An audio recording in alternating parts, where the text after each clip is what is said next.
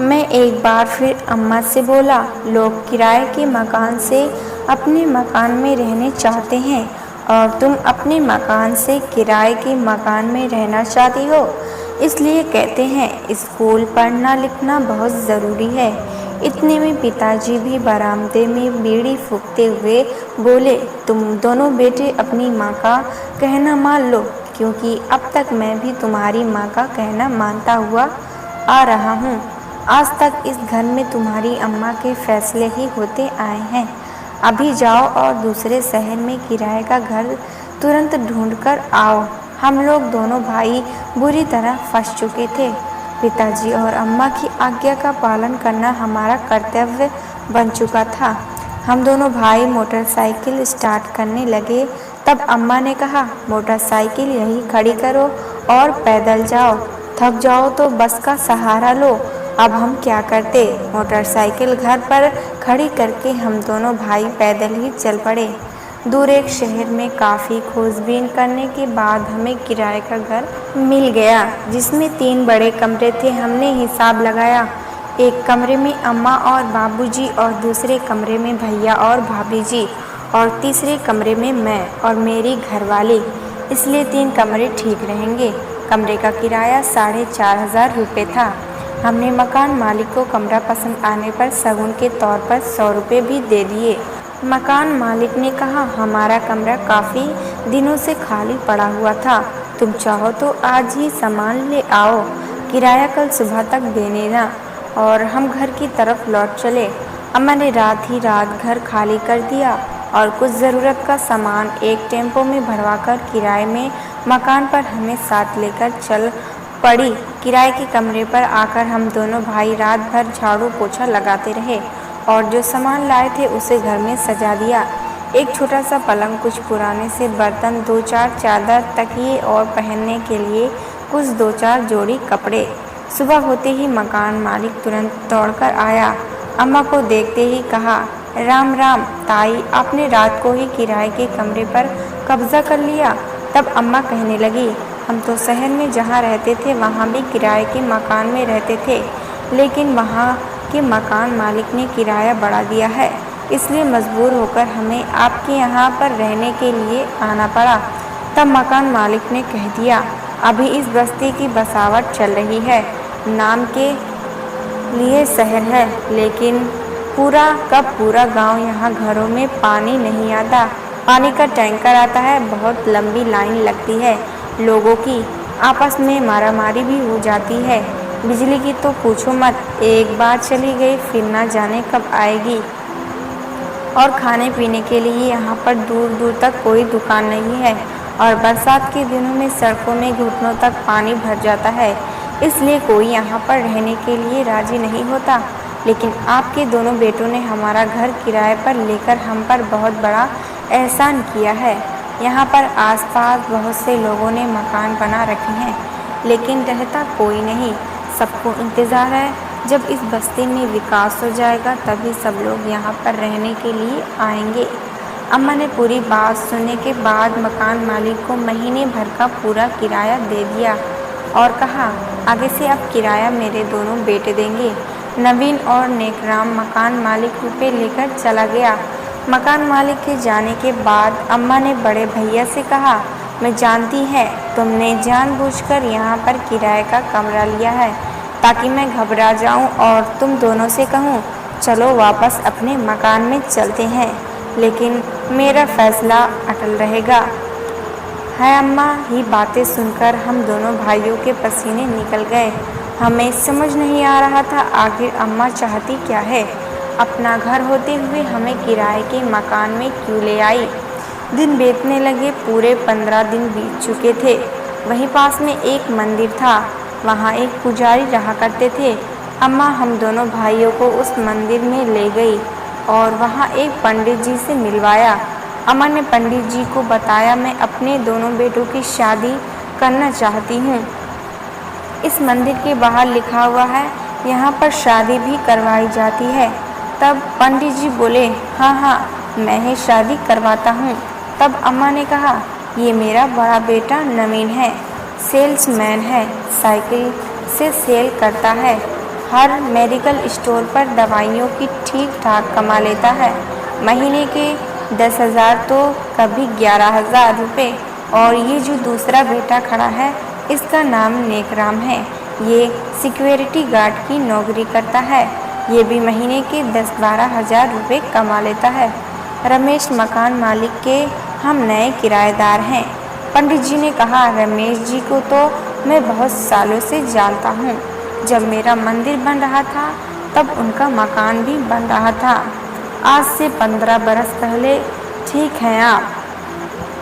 अपने दोनों बेटों की एक एक फ़ोटो मुझे दे दीजिए और मेरी फ़ीस ज़्यादा नहीं है। बस मंदिर आते रहिए और ईश्वर के दर्शन करते रहिए, यही मेरी फ़ीस है। घर आकर मैंने अम्मा से कहा, मुझे नहीं लगता इस जन्म में हमारी शादी होगी। 15 दिन और बीत चुके थे। ड्यूटी से आने के बाद मोमबत्ती जलाकर अम्मा खाना पकाती। सुबह हमें पानी के टैंकर से पानी भरना पड़ता और पिताजी की बीड़ी लाने के लिए मुझे 1.5 किलोमीटर दूर जाना पड़ता। सड़कें भी ऐसी गड्ढे वाली कि वहाँ पर साइकिल चलाना भी कठिन था। कभी कभी तो हम दोनों भाई सोचते कि आखिर हमें ऐसी अम्मा क्यों मिली। ऐशो आराम की ज़िंदगी छोड़कर इस वीरान बस्ती में रहना पड़ रहा है, आखिर क्यों। 1 महीने बाद पंडित जी हमारे घर पहुँचे। शाम का वक्त था। हम सभी लोग घर पर ही मौजूद थे। पंडित जी ने 2 लड़कियों की तस्वीर दिखाकर कहा, बहुत ढूंढने के बाद 2 रिश्ते हाथ आए हैं। तुम्हारे बड़े बेटे के लिए बबीता नाम की लड़की देखी है जो जॉब करती है, और उसकी छोटी बहन सविता, वो अभी पढ़ाई कर रही है। पढ़ाई करके वो भी जॉब करना चाहती है। मैंने बता दिया, लड़के वाले गरीब हैं, किराए के मकान में रहते हैं, छोटी मोटी नौकरी करके गुजारा करते हैं, सीधे साधे हैं। घर में एक माताजी हैं जिन्हें सब अम्मा कहते हैं, और लड़कों के पिताजी भी हैं। लड़की वालों ने साफ साफ कह दिया है, हम कोई दहेज नहीं दे सकते। तब अम्मा ने कहा, हमें दहेज नहीं चाहिए, हमें केवल लड़कियां चाहिए। पंडित जी ने प्रस्ताव लड़की वालों के घर भिजवा दिया। अगले ही दिन लड़की की माताजी और उनके पिताजी हम दोनों भाइयों को देखने के लिए हमारे किराए के मकान पर ही आ धमके। लड़की के पिताजी का हमने स्वागत किया चाय पानी से, और लड़की की माताजी को मिठाई खिलाकर मुंह मीठा किया। पंडित जी भी बगल में ही बैठे थे, उन्हें भी एक लड्डू खिलाया। लड़की के पिताजी बोले, हम कब से अपनी बेटियों के लिए लड़के खोज रहे थे। पहले तो हमने सोचा कि हमारी बेटियां किसी बड़े मकान में चली जाएं, लेकिन जितने भी बड़े मकान मिल रहे थे सब दहेज की मांग कर रहे थे। थक हार कर हमने खोजबीन करना बंद कर दिया, और परसों ही पंडित जी हमारे पास आए। कहने लगे, बेटियों की उम्र निकल रही है, हाथ पर हाथ धरने से कुछ नहीं होगा। मेरे पास 2 लड़के हैं, किराए के मकान में रहते हैं, मेहनत मजदूरी करके 2 पैसे कमा ही लेते हैं, और सुख दुख तो सब भाग्य का खेल है। तब हमने भी पंडित जी की बात मान ली और कहा, अब हमारी बेटियों के भाग्य में किराए के मकान में ही रहना लिखा है। सारी उम्र बचपन से जवानी तक किराए के मकान में पली बड़ी, अब शादी के बाद भी किराए में मकान में रहना पड़ेगा। लेकिन अगर हम वर वालों की तरह से उनका अपना मकान खोजते रहें तो हमारी बेटियां सारी उम्र कुंवारी ही रह जाएगी। पंडित जी ने कहा, अब इधर उधर की बातें ना कीजिए, शादी की तारीख तय कर लीजिए। 2 दिन बाद शादी की तारीख तय हो गई। 9 दिसंबर की तारीख निकल पड़ी। पंडित जी ने लिखकर दे दिया और गुड़ भी मिला दिए। सब ठीक ठाक है, शुभ मुहूर्त है, देर नहीं होनी चाहिए। इतना कहकर पंडित जी मंदिर की तरफ चल पड़े। अम्मा घर सजाने में लग गई। शादी को 1 महीना रह गया था। धीरे धीरे शादी का दिन निकट आ चुका था। शादी के कार्ड मोहल्ले में बंट चुके थे। दिसंबर का महीना भी आ गया। शादी के केवल 2 दिन रह चुके थे। अम्मा ने किसी भी रिश्तेदार को शादी का कार्ड नहीं दिया। ये देखकर हमें बड़ा ताज्जुब लगा। जब हमारे पूछने पर अम्मा ने बताया, पहले शादी हो जाने दो, फिर शादी के 3 महीने के बाद पार्टी करेंगे और पूरे रिश्तेदारों को बुलाएंगे अपने उसी पुराने मकान में जो शहर में हमारा अपना मकान है। अम्मा की बातें हमें समझ नहीं आई।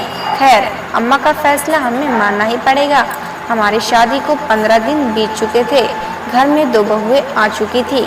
घर की साफ सफाई और घर का सारा कामकाज उन्होंने अपने जिम्मे पर ले लिया। पानी के टैंकर से बड़े बड़े बर्तनों को भरना, बिजली चले जाने पर मोमबत्ती जलाकर गैस चूल्हे पर खाना बनाना।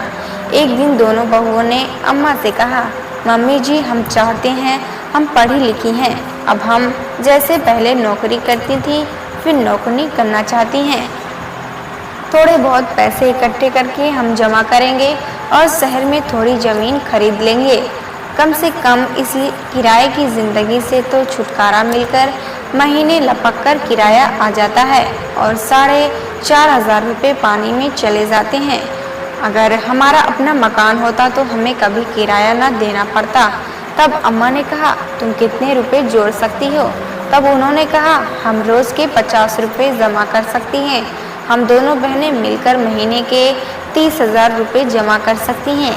और उन्होंने 1 महीने में अम्मा के हाथ में 30,000 रुपये रख दिए और अम्मा से कहा, मम्मी जी, हमारी सहेलियां ने तो बहुत मना किया था कि तुम जिन लड़कों से शादी करना चाहती हो वो किराए के मकान में रहते हैं, बहुत गरीब हैं, उनसे शादी करके तुम पछताओगी। लेकिन हमें अपने माता पिता के संस्कार मिले हैं। लड़का गरीब हो लेकिन पढ़ा लिखा हो, नशे से दूर हो, यही सबसे बड़ी पूंजी होती है। अम्मा बड़ी गौर से उनकी बातें सुन रही थी। तब अम्मा ने कहा, तुम बस दुखों से मत घबराना, ईश्वर तुम्हारे लिए कुछ अच्छा ही सोच रहा होगा। शादी के 3 महीने बीत चुके थे। एक रात चुपके से अम्मा ने हम दोनों भाइयों को बुलाया और कहा, अब वक्त आ गया है, हमें अपने घर चलना चाहिए। इन 3 महीनों में तुम्हारी पत्नियों ने मेरी खूब सेवा की और तुम्हारे बाबूजी की अच्छे से देखभाल की, इसलिए तुम्हारी दोनों बहुएं मेरी कसौटी से खड़ी उतरी।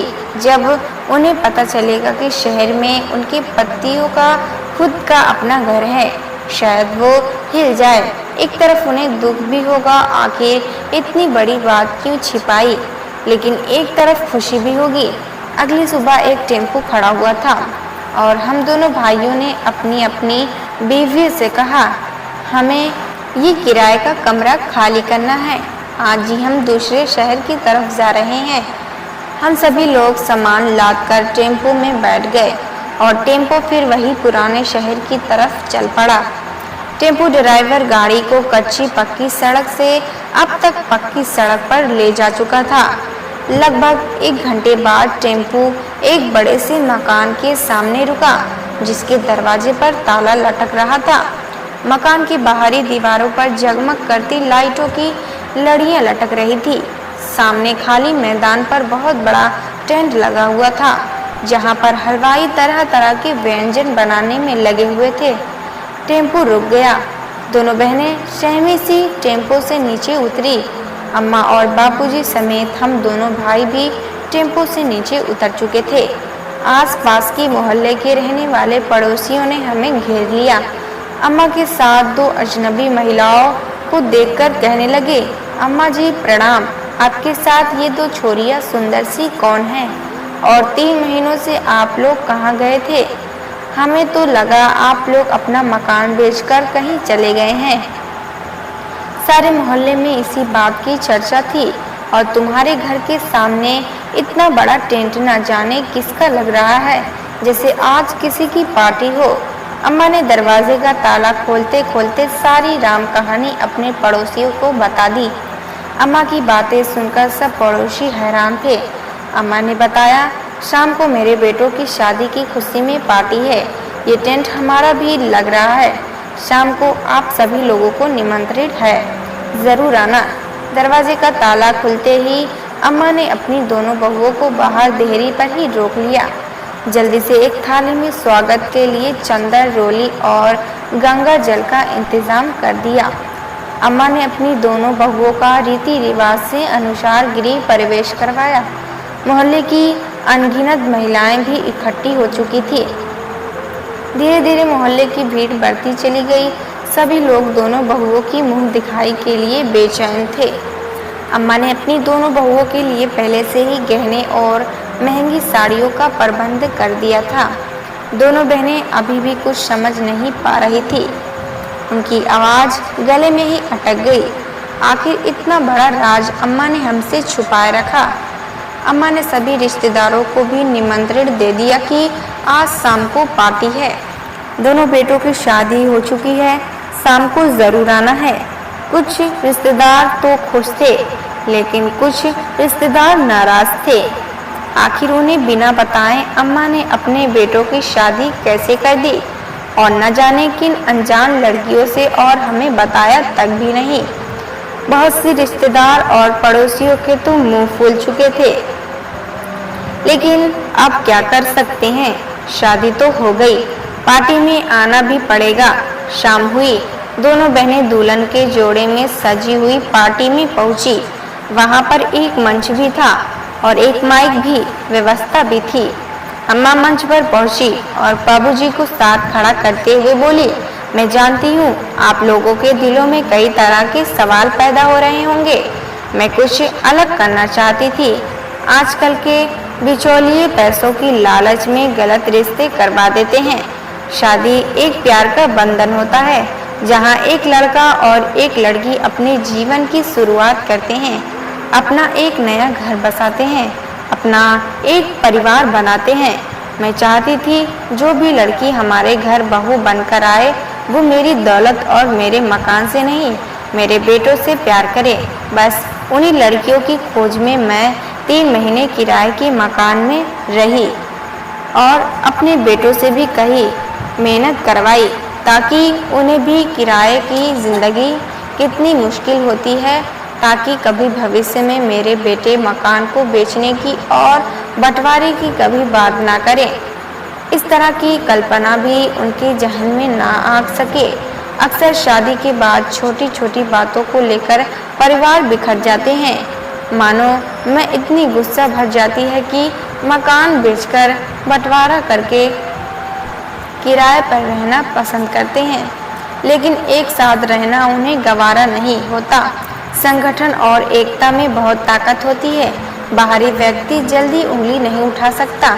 सास बहू को हमेशा मिलकर रहना चाहिए, और पति पत्नी को भी। जिन लड़कियों को बिना मेहनत किए ही सब कुछ कोठी बंगले गाड़ियाँ नसीब हो जाती हैं, वो उन चीज़ों की कदर नहीं करती।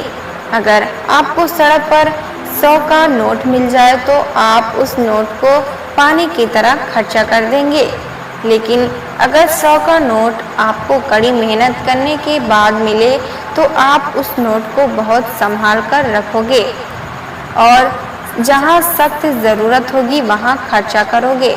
ठीक उसी तरह जिन लड़कियों की बड़ी कठिनाइयों से शादी होती है, जिन लड़कियों ने बहुत दुख देखे होते हैं, उन्हें ससुराल में छोटे मोटे दुख तो उनका कुछ भी बिगाड़ नहीं सकते।